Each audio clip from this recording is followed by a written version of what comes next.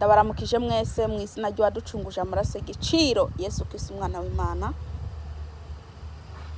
Ku izina banyita pascasie ku bantu batanzi, kandi nkaba ndi umukozi wa Kristo Yesu, nkaba nkunda Kristo.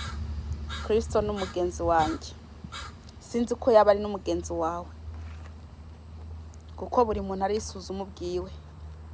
Buri muntu ni yisuzume mu mutima w'ukuntu wagendana n'Imana. Ku bantu hataragira subscribe, mufyondaho kantu gatukura, muce mufyona nako gakengeri kugira ngo muze muronka ubutumwa. Ku bantu batazi channel yiwanje ni PS Pascasie, mwanditse na Pascasie byonyine mwambona. Rero uyu munsi ntago nigisha, ahubwo hari umugani nje kubacira. Ndibaza mwese muri mwebwe murakunda umugani. Uyu munsi nje kubacira umugani. Haleluya. Reka ntangure n'uwo mugani. Ariko mbere yuko ndi butangire, muwumvirize mukurugutura amatwi, mwumvirize uwo mugani. Harabaye abantu babiri. Abo bantu babiri hakaba ari umusore n'inkumi. Barakundana cyane, bagakundana, urazi barakundana, hagera igihe umusore abaza uwo mukobwa ko yamubera umugore. Hanyuma umukobwa aramwemerera. Amaze kumwemerera barakundana, baguma bakundanye. Haragera igihe rero bumvikana kuzagira ubukwe. Hanyuma barapanga igihe cy'ubukwe. Hashize iminsi, wa musore abona ko umukobwa ataco afite, katishoboye. Aravuga ati reka ngurire ujya musheri wanjye ikanzu yo kwambara y'ubukwe, kuko atamafaranga afite yo kugura iyo kanzu. Uwo musore aragenda agura ikanzu. Amaze kuyigura ayizanira uwo mukobwa yakunze. Ariko nubwo yayimuzaniye, yamubwiye ko ari yo mu bukwe. Aramubwira n'amakondisiyo. Ntago yayimuhaye gusa, ahubwo yashize ko na kondisiyo agenderako, akwiye kugenderako. Aramubwira ati iyi kanzu uzuyifate neza, ntuzuyanduze. Ati kuko niyo uzakwambara ku munsi w'ubukwe. Hanyuma arigira. Amaze kugenda, wa mukobwa sinzi ukuntu ikanzu yamukorokanya hasi.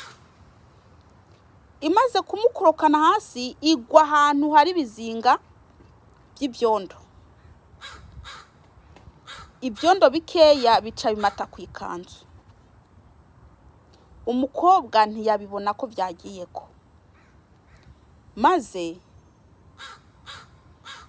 aragira iki? Arayizingazinga. Amaze kuyizinga arayibika. Amaze kuyibika, cyagiye cy'ubukwe kiregereza. Haragera igihe cy'ubukwe, wa musore aza gutora umukobwa, aza gutora umugeni wiwe. Wa mukobwa arafata nyakanzu arambara. Hamwe rero urazi ukuntu iyo umuntu aje gutora umugeni, aramureba. Wa muhungu araza aje, sinzi ukuntu uwo mukobwa yahindukiye gato, abona ikizinga c'ibyondo kiri ku iyo kanzu. Umuhungu aramubaza ati iyi kanzu ko yanduye, sinari nakubwiye kwifata neza, kari uzakwambara ku munsi w'ubukwe. byagenze gute kutayimeshe? Umusore umukobwa abura ico avuga kuko nabyarazi. Maze rero umusore aca mubwira ati bivanye nuko wambaye ikanzu yanduye, ubukwe burapfuye, nta bukwe bukibaye.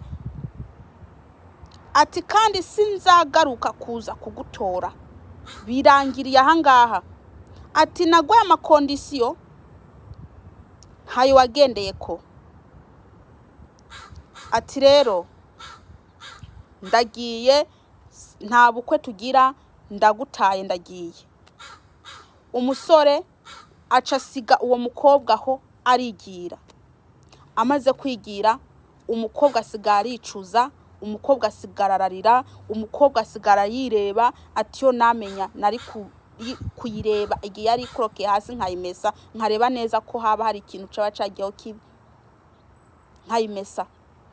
Umukobwa asigara aho ngaho, umusore yagiye asigara ari kararira. Singiye wahahera, hahera uwo mukobwa yasigarira. Hahera uwo mukobwa yanse kumesa iyo kanzu y'ubukwe. Yesu Kristo nabahezagire. Uyu wari umugani ndabaciriye.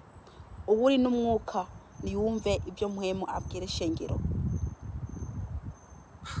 Ubwo ngubwo ico muri bwiyumvire mwiyo video, ico insiguro yiyo ntuze y'uwo mugani, mwandika kuri comment mumbwire. Insiguro muri bumva uko umwuka we ari babarongore, uko usigura uwo mugani, murandika comment aho ngaho muce mumbwira. Yesu nabagiye neza. Ndabakunda cyane.